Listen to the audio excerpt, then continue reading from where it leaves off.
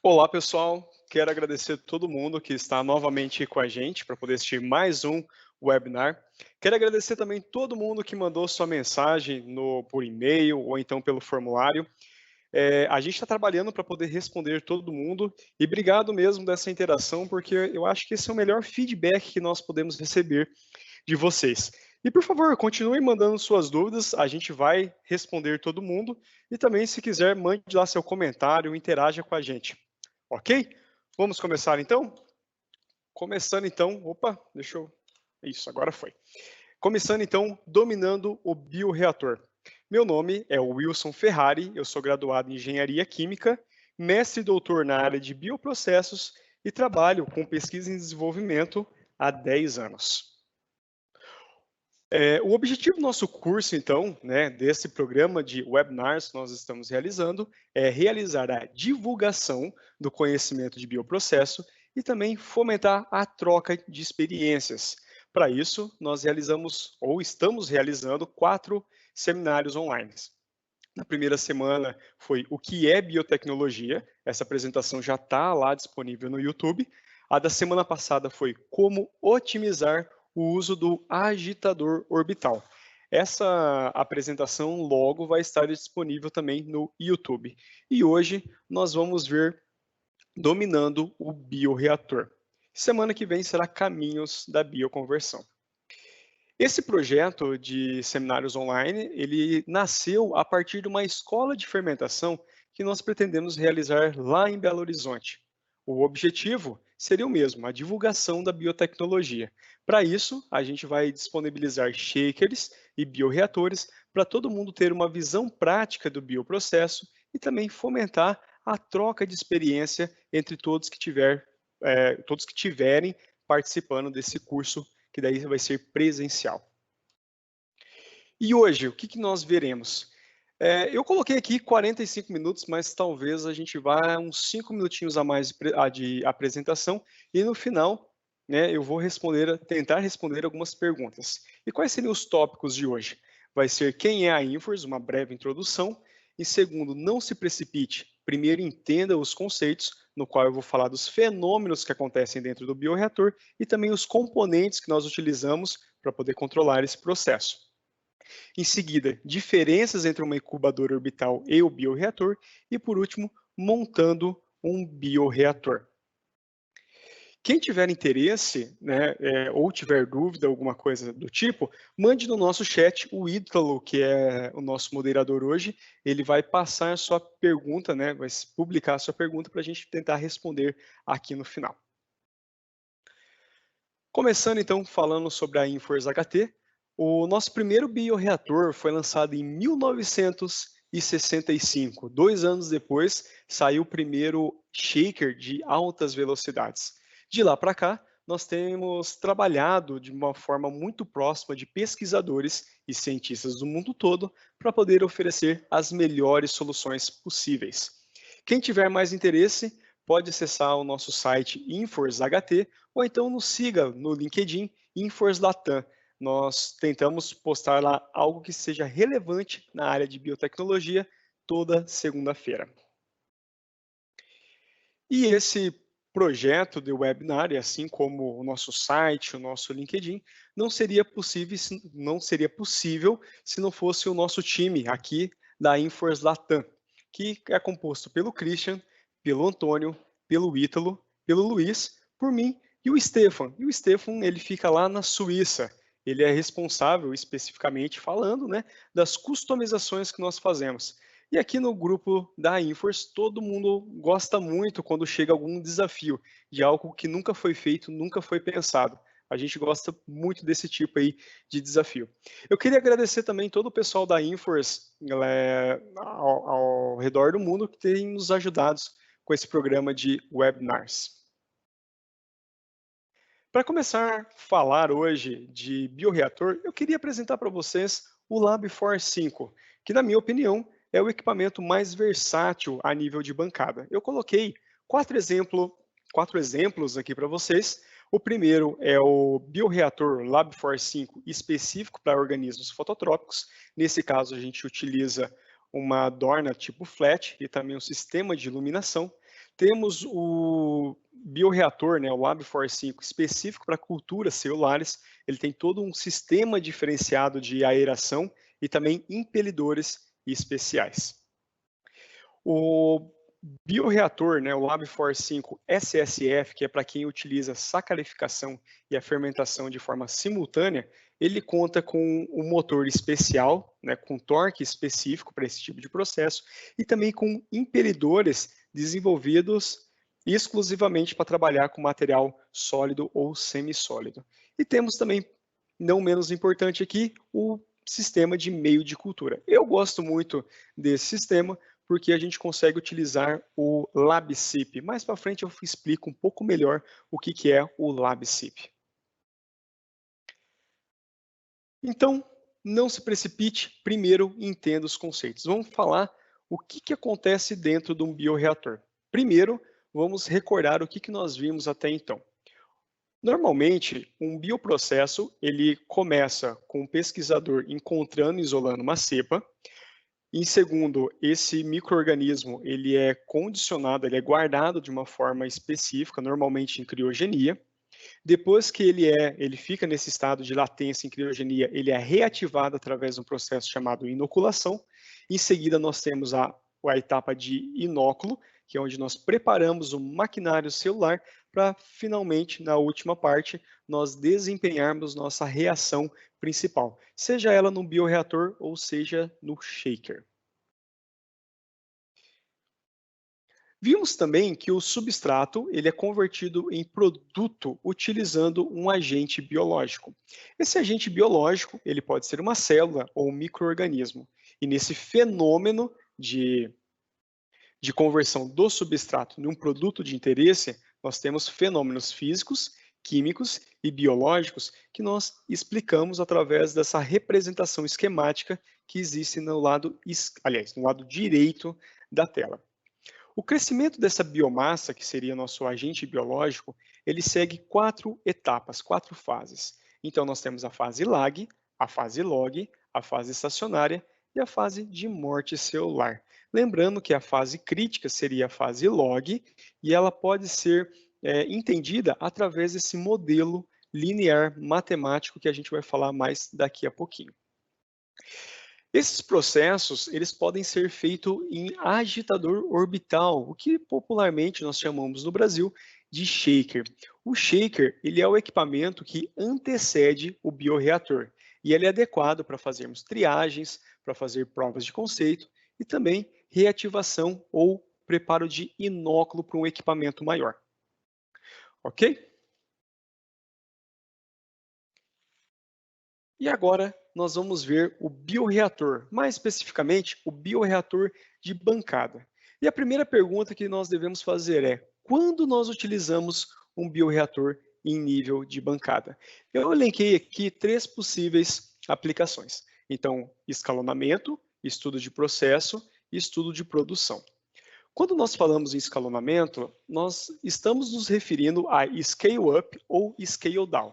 No primeiro caso, nós desejamos aumentar a escala do processo e quando nós queremos usar um scale down, significa que nós queremos reduzir o processo. Nesse tipo de sistema, é muito comum nós determinarmos produtividade e rendimento, parâmetros de processo como vazão, agitação, temperatura e entender também como que se comporta o oxigênio dissolvido no nosso meio de cultura.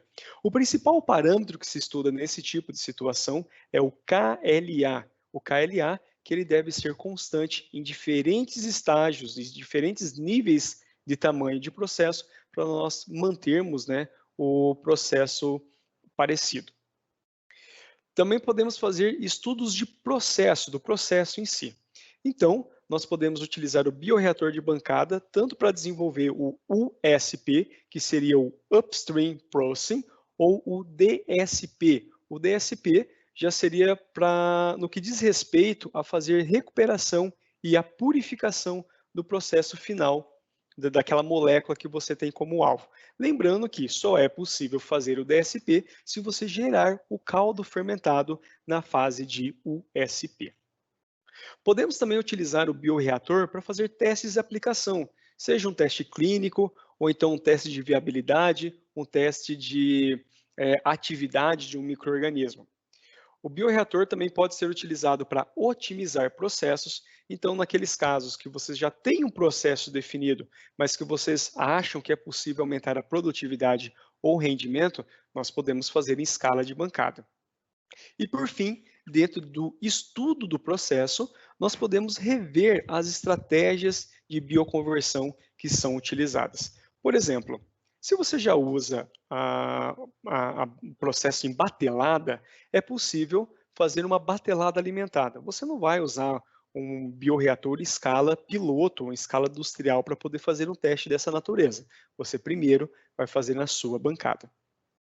E por fim, para quem já está com o processo na fase de produção, mesmo assim, esse profissional vai precisar de um reator de bancada. Por quê? Porque às vezes é necessário gerar uma pequena quantidade de amostra, às vezes é necessário gerar inoculante ou seed que nós falamos, né? Que quando você gera um material para inocular um equipamento maior do que o que você está utilizando. Ou então, por fim, para poder gerar protocolos. Agora que nós vimos as aplicações de um bioreator de bancada, vamos entender quais são os desafios que normalmente nós utilizamos quando nós operacionalizamos um processo que utiliza bioreator na bancada. Vamos começar então, vamos ver aqui essa dorna. Essa dorna é o nosso vaso de cultura, então nós temos um meio líquido de cultura. Na parte de cima aqui nós temos o headspace, que é a atmosfera que fica logo acima do meio de cultura, e tudo isso fica vedado dentro do nosso vaso. O primeiro ponto que eu acho interessante a gente notar é a área que nós temos para transferências gasosas, transferências de oxigênio ou de dióxido de carbono. Olha só, quando nós comparamos a fase líquida, o volume da fase líquida, com o volume da fase gasosa, e nós temos essa área de interface, nós já constatamos que é muito pequena essa área, proporcionalmente falando, aos volumes envolvidos no processo. Segundo ponto é que esse headspace dificilmente ele vai ter oxigênio suficiente para poder suprir toda a demanda que será necessária da nossa biomassa na fase de crescimento e na fase de desenvolvimento. E por fim, a gente tem que lembrar que micro-organismo não gosta de gradiente. Dito isso, né, a questão da interface, o pouco oxigênio e a questão da homogeneidade do meio, é importante nós escolhermos os acessórios que são adequados para nós controlarmos, monitorarmos e estabelecer estratégias eficientes para poder realizar a conversão do substrato num produto. Para nós desvendarmos um pouco melhor isso, nós podemos recorrer àquela equação, ou melhor, aquele gráfico que nós já vimos do crescimento da biomassa. Nós vimos que em bioreator nós tentamos minimizar a fase lag. Nós sempre queremos começar já na fase log. O problema é que essa fase,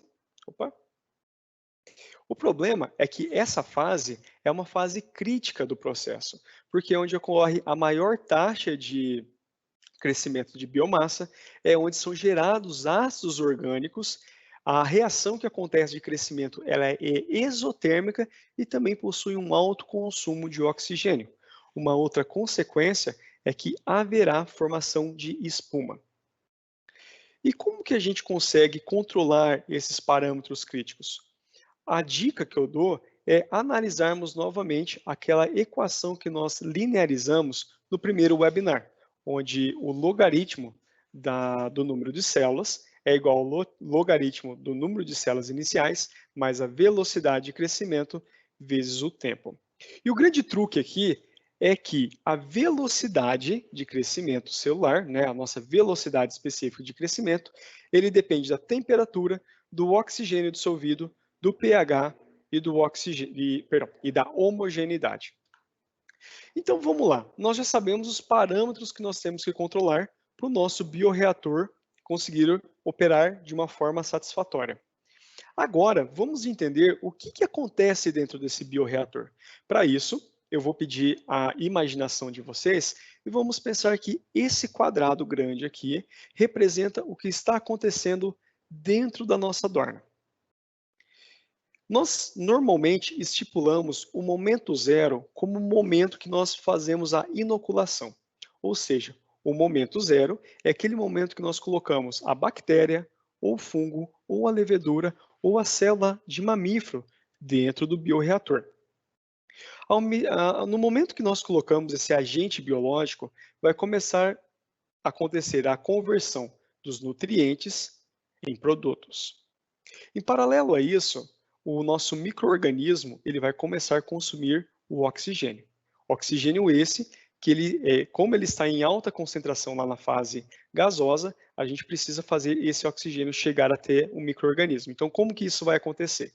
Primeiro, o oxigênio vai estar aqui no seio da fase gasosa, ele vai ter que cruzar a interface gás-líquido para poder chegar na fase líquida. Chegando na fase líquida, ele precisa vir pertinho do nosso agente biológico para ser consumido e ser convertido em dióxido de carbono. O dióxido de carbono, por sua vez, ele vai fazer o caminho inverso. Então, ele vai sair de perto do micro-organismo, ele vai vir para a fase líquida, ele vai cruzar a interface gás-líquido e vai ficar disperso na fase gasosa. Só que, como nós já vimos de antemão, o nosso headspace ele não fornece a quantidade total de oxigênio que o nosso micro-organismo vai precisar para poder se desenvolver. Uma estratégia que nós podemos utilizar é usar um sistema de aeração. Para isso, nós utilizamos um Sparger, ou também chamado aspersor, que consiste num tubinho que vai até no fundo do bioreator e lá no finalzinho, na ponta do Sparger, nós temos um distribuidor.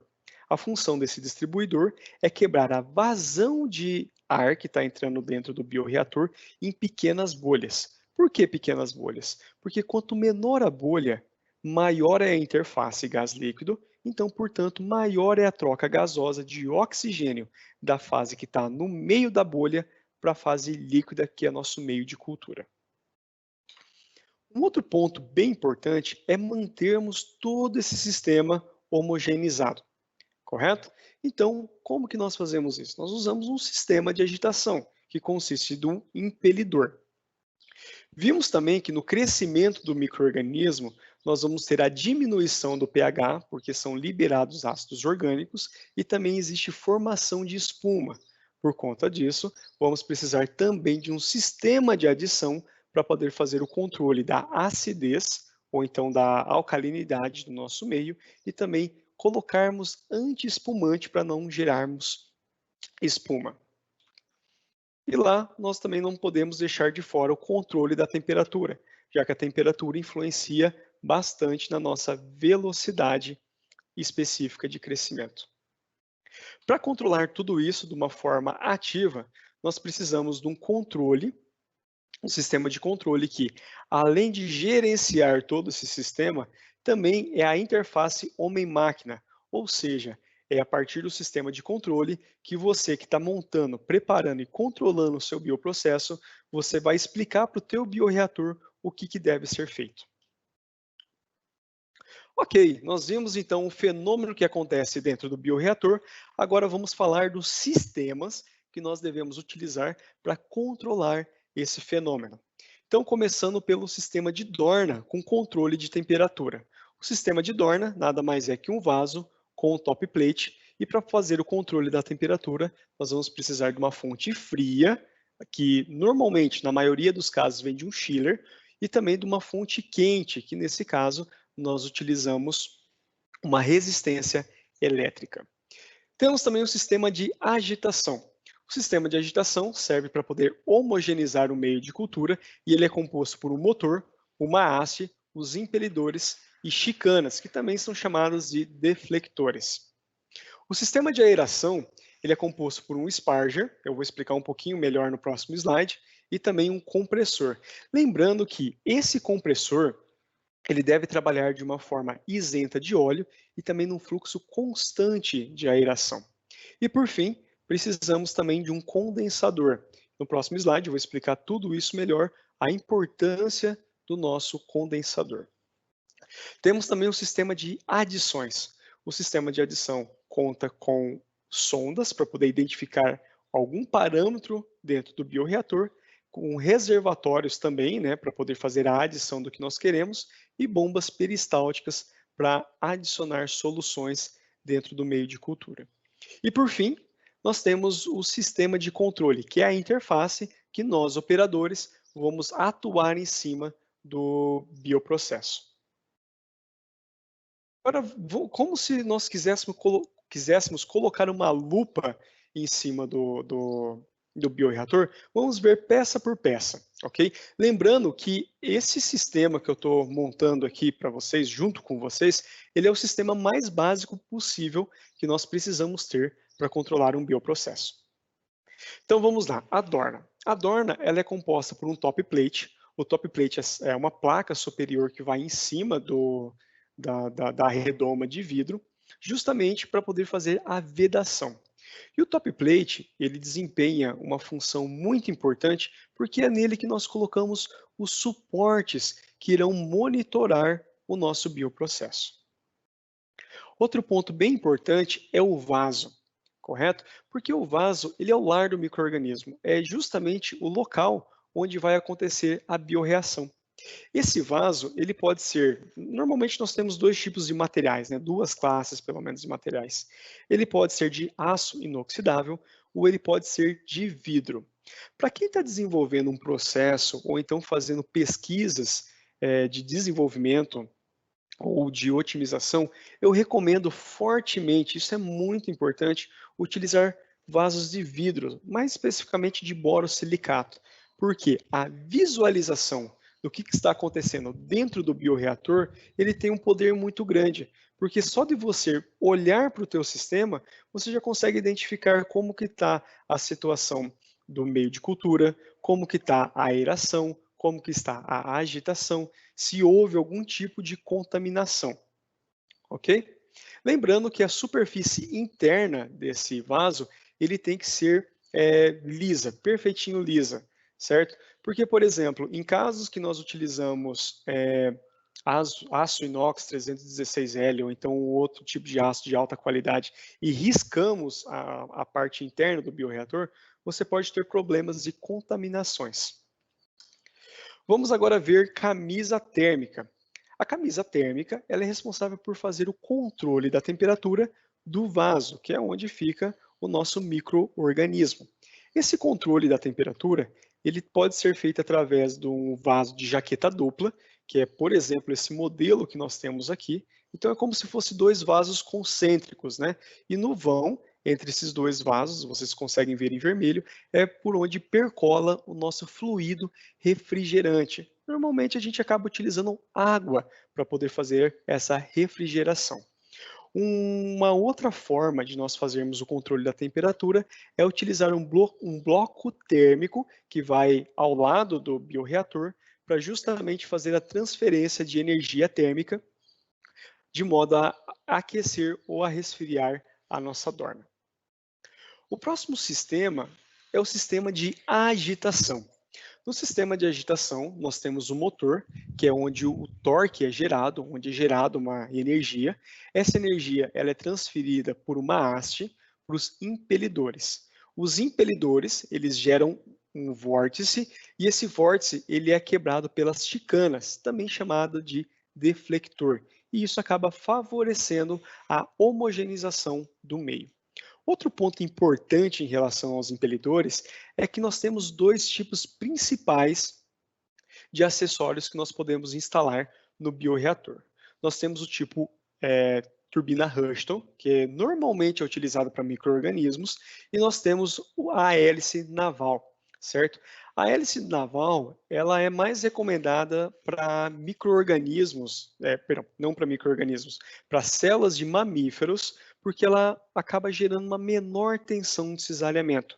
Lembrando que essa hélice naval, ela pode ter duas configurações, upflow e downflow. Então, quando nós utilizamos células de mamíferos, existe uma tendência dessas células se se sedimentarem no fundo do bioreator. Para isso, nós utilizamos a configuração de impelidor upflow, porque nesse caso, o impelidor ele vai fazer a movimentação da fase líquida para cima. O próximo sistema é o sistema de aeração. O sistema de aeração ele é composto pelo sparger e pelo condensador. O sparger ele é uma tubulação, igual eu falei no slide anterior, que ele vai jogar ar no meio, lá no fundo da dorna, e esse ar vai percolar a fase líquida. A questão é que esse ar ele acaba fornecendo oxigênio para a fase líquida. No entanto, a fase líquida fornece vapor para a fase gasosa. Nesse caso, nós devemos utilizar um condensador na saída desses gases justamente para poder evitar a perda de água do sistema e também evitar uma concentração do meio de cultura através da evaporação. Falando agora do sistema de adição e das sondas, dos eletrodos. Que tipo de eletrodo e sondas que a gente pode utilizar? Olha, as mais comuns são pH, temperatura, PO2 e antiespumante. E no sistema de adição, normalmente nós colocamos ácido, base, antiespumante. Ou então, se você adotar um sistema de batelada alimentada, você pode estar colocando alguma fonte de carbono para poder ir alimentando o seu meio de cultura. E para finalizar, gerir todo esse sistema, todos esses componentes, nós utilizamos um sistema de controle, certo? Nesse sistema de controle, você define o set point, o parâmetro que você quer fixar naquele determinado valor, e o teu sistema de controle vai mostrar tanto o que está sendo medido de uma forma online e até você chegar naquele set point. Um outro ponto importante também do sistema de controle é que ele deve flexibilizar estratégias de controle do teu processo. Do que eu estou falando? Se você conseguir utilizar cascata para poder controlar o seu oxigênio dissolvido dentro da sua dorna, você vai ter aí uma ferramenta bem importante para poder desenvolver o seu processo. Vamos lá, então. Na semana passada, nós vimos o fenômeno que acontecia em shaker. Agora, nós acabamos de ver o fenômeno que acontece dentro do bioreator. Mas, afinal, quais são as diferenças práticas de utilização no uso desses equipamentos? Vamos fazer, então, completar essa tabelinha aqui. E essa tabela, eu acho ela muito interessante, porque ela dá uma boa diretriz do tipo de experimento que nós queremos fazer em shaker e também dos experimentos que nós queremos fazer em bioreator. Lembrando também que o que eu vou dizer aqui não é que aquilo que não dá para fazer era impossível de fazer, mas é porque existe uma viabilidade técnica ou econômica. Muitas vezes é possível fazer tecnicamente esse controle do parâmetro, mas do ponto de vista lógico ou então do ponto de vista econômico, não se justifica esse controle, ok? Vamos ver então 2 a 2. Temperatura e agitação. Bem, nessa altura dos seminários online, nós já vimos que temperatura e agitação pode ser controlada tanto em shaker como também em bioreator. Os próximos dois é controle de evaporação e também o controle da pressão. O controle da evaporação pode ser feito em shaker a partir da umidade relativa que nós usamos dentro do equipamento. Nós podemos então modificar a atmosfera interior do shaker para poder mitigar a possível evaporação que aconteceria dentro do Erlenmeyer. Já no bioreator, esse sistema de controle de evaporação ele é bem mais tranquilo de fazer, tanto é que ele é um acessório padrão da maioria dos bioreatores. O fluxo de pressão, ou melhor, a pressão interna do bioreator, ela é mais facilmente controlada e monitorada dentro da dorna. Por quê? Nós conseguimos colocar um ponto de controle antes do bioreator ou na saída, de modo a quantificar a pressão interna do bioreator. Lembrando que você controlar a pressão interna da dorna é interessante por conta da lei de Raoult, da pressão parcial dos gases. Vamos agora para o fluxo ativo de ar e o monitoramento do oxigênio dissolvido. O fluxo ativo de ar e o PO2, ele pode ser feito de uma forma muito tranquila no nosso sistema, utilizando o bioreator. Já não é tão viável usar esse tipo de sistema em shaker. O fluxo de ar, normalmente se utiliza ar, ou melhor, o fluxo de gases, né? Normalmente se utiliza ar, nitrogênio e oxigênio. E esse controle da vazão e da mistura dos gases é altamente recomendado que nós utilizamos um sistema de Mass Flow Controller, ok? O MFC. E o controle do PO2 ele pode ser feito a partir de uma sonda, bem tranquilo. Vamos lá, pH e adição de substrato. Não é segredo que no bioreator nós podemos fazer isso com muita tranquilidade e com muita precisão. A novidade é que isso é possível de se fazer em shaker utilizando o sistema LIS, que é o Liquid Injection System. Análise de gases de saída e análise online de produto. No caso da análise de saída, isso é bem tranquilo ser feito em bioreator, porque é só nós colocarmos um analisador de gás. Lembrando que esse analisador de gás também pode ser colocado na entrada do sistema para poder fazer algum ajuste fino, ou então identificar com uma precisão bem alta os gases que estão entrando. Já a análise de produto, apesar de existir a viabilidade de se fazer isso, em alguns casos ser imprescindível, não é tão simples fazer essa adaptação do sistema, porque isso envolveria um acoplamento de um outro equipamento de natureza de cromatografia, espectrofotômetro, algum equipamento dessa modalidade. E por fim, nossos dois últimos parâmetros é a medição da biomassa online e também das características fisiológicas do nosso meio de cultura. Lembrando que esses dois dados eles estão interrelacionados, ok? Então, para o shaker, nós podemos utilizar o sistema CGQ, que ele faz a quantificação online da biomassa, e podemos também usar o BioR na dorna de vidro, que é essa cinta, que também faz a quantificação online. É possível também, em dornas de bioreatores, utilizar sondas invasivas, como se fosse o eletrodo de um pHmetro, que você coloca no meio do seu meio de cultura. Ok, vimos já então as diferenças do shaker do bioreator, vimos o fenômeno que acontece dentro do bioreator. Vamos entender agora como que nós montamos o equipamento bioreator. Eu coloquei aqui para vocês o Mini-Force. Eu gosto muito do Mini-Force porque ele é o equipamento mais utilizado como equipamento de entrada. A maioria das pessoas que têm acesso a primeira vez com biotecnologia, utilizando bioreatores, é com esse equipamento que vai ter o primeiro contato, ou pelo menos isso é verdade na maioria dos casos. O bioreator, então, precisa de um motor. O motor ele pode ser específico para cultivo de células de mamífero ou então para micro-organismos. E aqui, no corpo do bioreator, a gente consegue identificar onde que nós colocamos as bombas peristálticas. Nós conseguimos ver também o bloco térmico, que é responsável por fazer o controle da temperatura da dorna. Esse bloco ele já possui os ganchos para acoplar a dorna ao sistema. Nós também temos as conexões para refrigeração, ok? Essa refrigeração, além do bloco, ela também vai ser conectada no condensador, para aquela questão de nós reduzirmos o vapor que é arrastado no sistema de aeração. Do lado direito do equipamento, nós vamos ter o painel de controle, nós vamos ter uma iluminação LED verde que sinaliza quando o equipamento está ligado, e na lateral nós vamos ter o interruptor, que é como se fosse a chave geral do equipamento.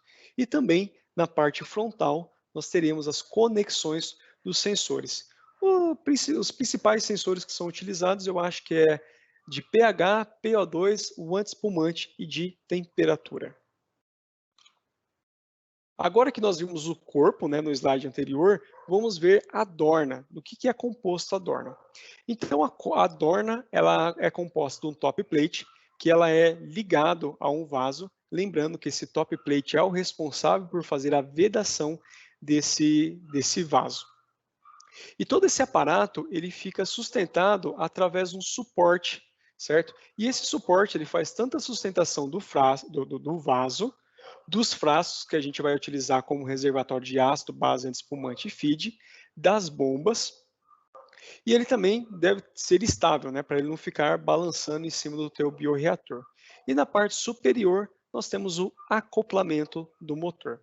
Depois que nós montamos todo esse sistema, vocês conseguem ver aqui do lado direito como que a dorna fica, como que a dorna vai ficar, ok? E vamos ver agora como que nós montamos esse top plate em cima do nosso vaso, né, no nosso suporte. Então, primeira coisa importante, a fixação vai ser feita a partir de porca serrilhada. Lembrando que essa porca tem que ser apertada manualmente, você não pode utilizar uma ferramenta para fazer esse aperto. Entre a placa superior, que seria o nosso top plate, e o vaso, que é de vidro, a gente precisa colocar um anel O-ring, que seria um anel de vedação, aquilo que vai garantir que o nosso sistema vai estar hermético. E entre também o vaso e o flange, que é o flange da base, né, do suporte do vaso inteiro, nós precisamos colocar um anel de amortecimento. E depois que você montar o seu bioreator, ele vai ficar bonitão, igual vocês estão vendo aqui do lado direito do slide. Ok, olha só. A minha formação de origem, certo, é a engenharia. Dentro da engenharia, tudo que nós vamos fazer, a gente costuma fazer um esboço, um desenho esquemático daquilo que a gente pretende realizar. Seja um processo, um equipamento, um projeto. Essa ferramenta de desenhar o sistema que pretende se estudar, ele é muito poderoso, porque ele ajuda muito nós na hora de pensarmos e desenharmos o nosso sistema. E eu fiz o desenho aqui de um bioreator. Eu utilizei a cor azul clara para montar o sistema de agitação, então eu coloquei o motor, a haste, os impelidores tipo Rushton e também as chicanas. Coloquei um sistema um sistema de aeração. O meu sistema de aeração, ele tem um sparger e um condensador. Coloquei também controle de temperatura. Daí eu preferi, né, uma dorna de jaqueta dupla, que é como se fosse um vaso dentro do outro. E aqui no interstício entre os dois vasos tem o nosso fluido refrigerante, que eu gostaria de usar água. Temos também o sistema de adição. Eu vou pedir a imaginação de vocês, porque eu desenhei como se fosse gotas aqui para poder referenciar o sistema de adição. Junto do sistema de adição, é necessário também utilizar sondas, eu coloquei em roxo. E por fim, temos também um sistema de controle, que é por onde eu pretendo controlar o meu processo utilizando uma tela touch. Certo? Então, pessoal, toda vez que vocês forem começar um processo, um projeto, façam um desenho, porque isso é uma ferramenta que traz muito a ganhar no projeto de vocês. Ok, vamos ver então agora as últimas dicas, né? Não se precipite, monte por partes. Toda vez que uma pessoa vai começar ou preparar o bioreator, é preciso ela pensar na sincronização dos tempos e também no volume que ela vai utilizar em cada uma das etapas. Por que isso é importante? Porque cada processo ele é único. Dificilmente, a não ser que seja uma reprodução, uma replicata, dificilmente você vai ter um processo igual ao outro. Então faça um planejamento, pega um calendário, coloca lá, se você vai fazer tua bioreação na quarta-feira no bioreator, entenda que na terça, que é um dia antes, o inóculo tem que estar pronto, e um dia antes do inóculo, a pré-cultura tem que estar pronta, daí já na segunda-feira. Faça então esse planejamento, certo? E agora, vem a parte mais importante que nós temos hoje. Eu diria que isso é o ponto máximo. Se vocês tiverem que guardar alguma informação, que seja essa, ok? A escolha dos acessórios para o bioprocesso. Por que esses acessórios são tão importantes? Porque é a partir do acessório que você está colocando no teu processo que vai definir o tipo de operação que você vai estar utilizando, ou seja, a estratégia, se é batelada, se é batelada alimentada, se o teu sistema é contínuo. Também através desses acessórios que vai definir o que você vai estar monitorando ao longo da tua bioreação, ao longo da tua fermentação. E também isso tem um impacto direto na forma como ocorrerá o controle dos parâmetros operacionais, certo? Eu coloquei aqui em duas classes, itens básicos e itens especiais. Nos itens básicos, são aqueles acessórios que praticamente vão estar em todos os processos. Então, quais eles são? Motor, impelidor e deflector para o sistema de agitação, Sparger, condensador, filtros de gases, daí tanto de entrada como saída para o sistema de aeração, sondas de pH, antiespumante, temperatura e PO2, para poder fazer o monitoramento do processo, e também sistema de alimentação, amostrador e septos de inoculação, certo? Então, esses são os itens básicos que a maioria dos bioreatores precisam ter. E temos também os itens especiais. Quando que nós utilizamos os itens especiais? Quando você quer aumentar o processo, ou melhor, otimizar o seu processo, quando você quer aumentar a tua produtividade e o rendimento, quando você quer monitorar algum parâmetro que seja específico da tua biorreação. Eu coloquei então aqui em termos de sonda. Então, nós podemos ter sonda de biomassa, redox, PCO2, e aí a gente tem um grande leque de sondas que podem ser utilizados. Temos também o SIP-ZIP, eu adoro esse sistema SIP-ZIP de bancada. A Infors tem o LabSIP. Com o LabSIP, você aperta um botão, sério, um botão, e a partir disso, teu sistema ele acaba sendo limpo e esterilizado de forma automatizada. Então, depois que o processo acaba, é só você colocar teu meio e você fazer a tua inoculação. Você não precisa desmontar todo o equipamento para poder ficar limpando ele. Então, isso traz um ganho de produtividade.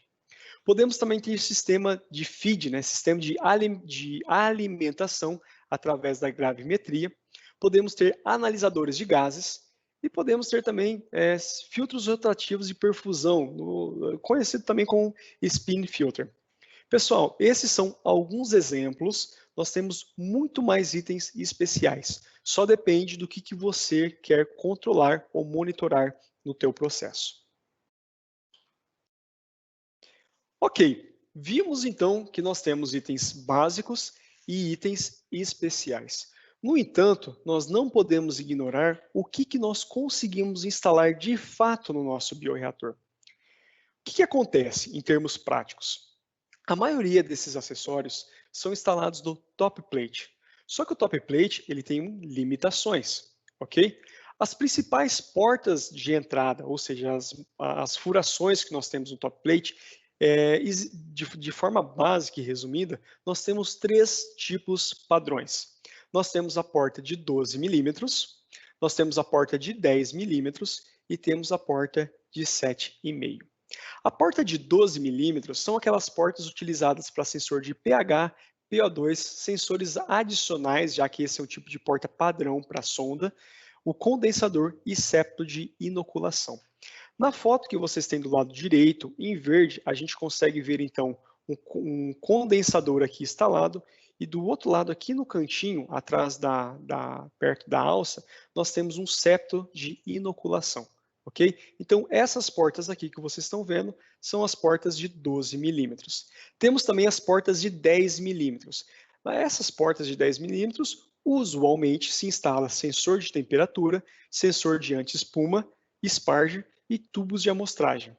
Já na porta de 7 milímetros que vocês veem aqui nessa coloração, acho que, não sei se é marrom, acho que é marrom essa cor, nós podemos fazer a adição de líquidos. Então, alguns exemplos é ácido, base, anti-espumante e também meio que você pretende fazer, colocar dentro do teu bioreator ou então inocular.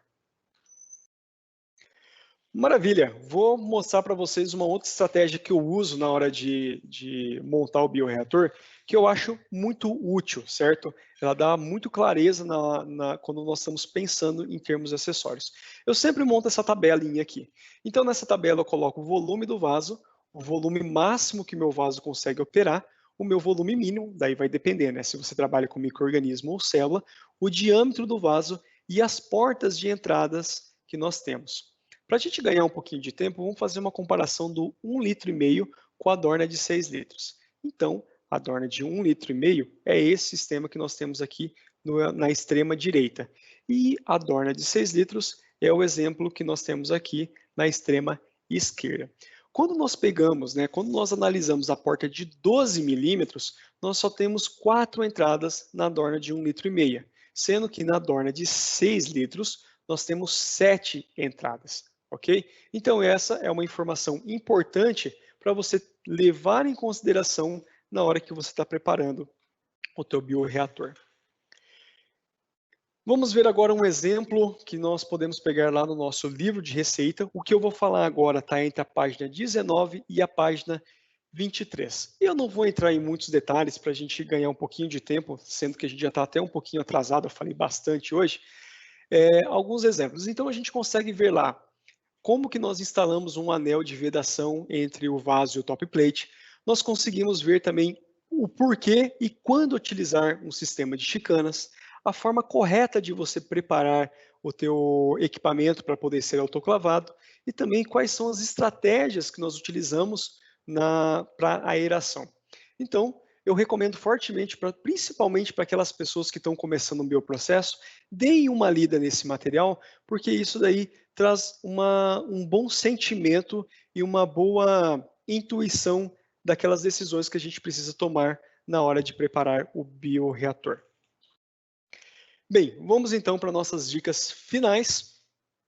Primeiro, atenção. Pessoal, toda vez que vocês forem colocar mangueiras no bioreator de vocês, cortem a mangueira do tamanho certo, ok? Não deixem uma quantidade gigantesca de mangueira para alguém passar por ali e tropeçar, e também nem deixe ela muito curta para poder criar ângulos ou então acabar facilitando algum vazamento ou algum acidente. Utilize e use o bom senso na hora de dimensionar o tamanho da mangueira que você está utilizando. Na hora de você autoclavar sensores, ok? Se eles forem sensores digitais, principalmente de pH e PO2, que são os dois mais utilizados, não façam recobrimento da parte eletrônica com folha alumínio. Você acaba causando aí um curto-circuito na hora de autoclavar a sua sonda. E por fim, na parte de atenções, utilizem anti-espumante. Eu vejo muita gente falando, mas quando eu uso em shaker nunca espumou. Mas pessoal, quando vocês forem utilizar em shaker, é muito provável que isso vai acabar espumando, certo? Porque a gente está elevando ao máximo o nosso cultivo.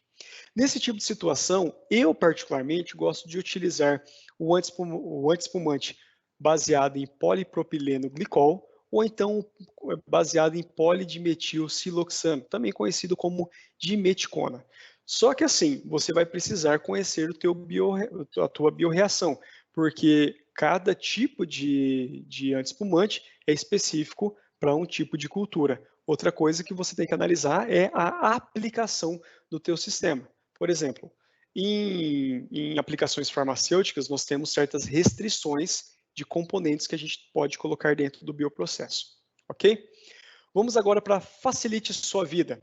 Toda vez que você quiser trabalhar com o ring, seja tirar ou colocar, umedeça ele com álcool 70 ou então com álcool 70 ou então com água.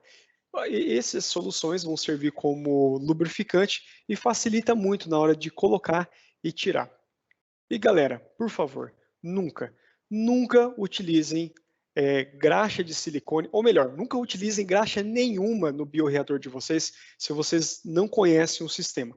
Primeiro que você pode danificar teu bioreator e segundo que você corre um alto risco de contaminação, certo? E para finalizar então esse slide, não se precipite, entenda seu bioprocesso, afinal de contas ele é um bioprocesso único e para isso você vai controlar ele através dos acessórios. Então é necessário a escolha bem adequada, a escolha certa de cada um dos componentes. Ok? Resumão de hoje, nós vimos então o fenômeno que acontece dentro do bioreator, vimos as etapas críticas, no caso a etapa crítica e como que nós podemos contornar isso, vimos as diferenças de shaker com o bioreator e também os elementos que nós podemos utilizar dentro do bioreator justamente para poder controlar o fenômeno que acontece dentro da nossa dorna.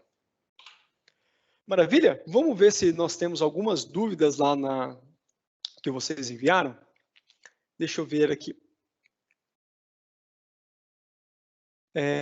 Priscila Vaz. Bom dia, Antônio. Excelente palestra. O Antônio é o Antônio da Infors, né, que trabalha com a gente. Gostaria de saber se existe alguma estratégia de minimizar a fase lag dentro do bioreator. Olha, a minha dica para isso, Priscila, é você fazer um bom inóculo, ok? Porque se você faz um bom inóculo, já com as condições nutricionais que o seu micro-organismo vai precisar dentro do bioreator, conforme ele vai gerando novas células, né, novas gerações de micro-organismo, essas novas células já vêm adaptadas para essa fase lag. Então, já vêm adaptadas para a fase log, porque ela já está adaptada para poder crescer com aquele substrato. Então, minha dica é, utilizem, façam uma boa inoculação. Se você quiser saber um pouquinho mais, no webinar da semana passada, que logo nós iremos disponibilizar no YouTube, vai falar um pouquinho sobre essa temática. Vamos agora para a pergunta da Amanda. Gostaria de saber como é realizada a medição de biomassa por densidade óptica. Ok, deixa eu voltar aqui um slide, que daí fica mais fácil de explicar. Opa.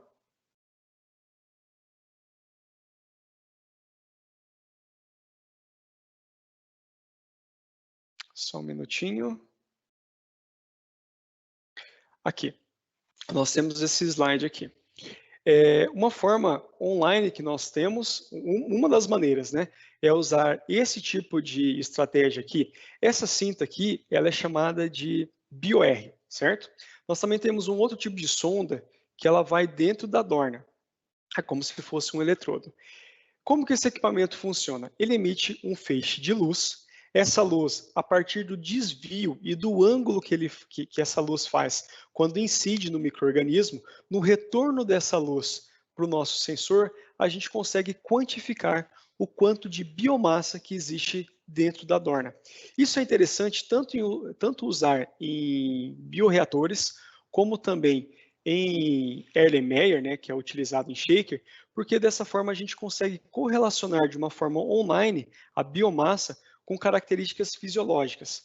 Quando a gente utiliza, né, ou se traça uma estratégia de estudo, né, para ver o impacto que uma determinada fonte de nutriente, uma determinada fonte de carbono tem no nosso sistema, fazer o uso desse tipo de recurso de quantificar a biomassa acaba trazendo um ganho muito grande para ver, né, a resposta que o nosso sistema tem a esse tipo de estratégia.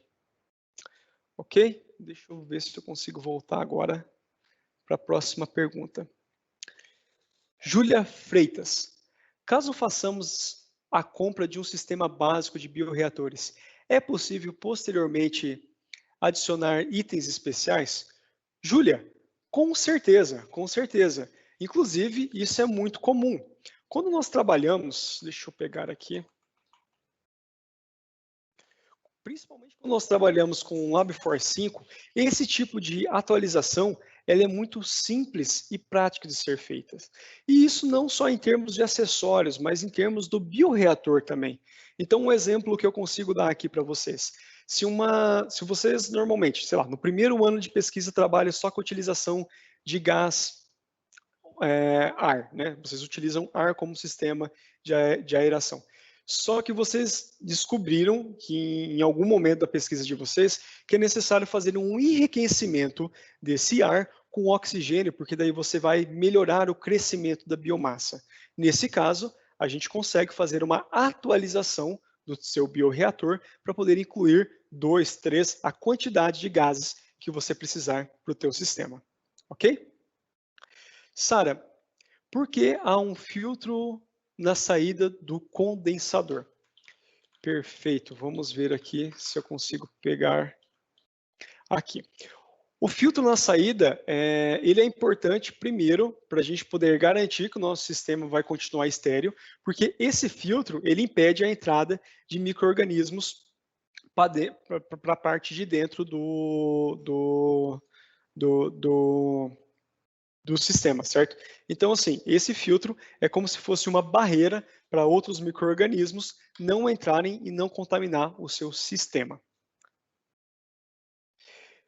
Pessoal, por conta do tempo, eu acho que essas eram as perguntas. Eu vou lá para o finalzinho da nossa apresentação para a gente finalizar, ok? Eu agradeço muito as perguntas. Quem tiver mais dúvidas, pode mandar um e-mail para mim, w.ferrari@infors-ht.com, que eu tento aí, né, responder na medida do possível a sua dúvida.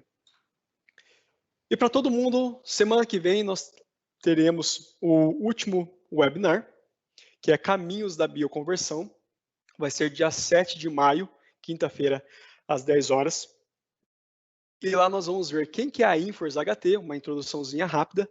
Não se precipite, primeiro entenda o bioprocesso. Eu vou falar do bioprocesso, como que acontece a bioconversão. Vou explicar um pouquinho do que acontece numa célula, né? O que entra dentro de uma célula, o que sai dentro de uma célula. Vou explicar a equação de Monod.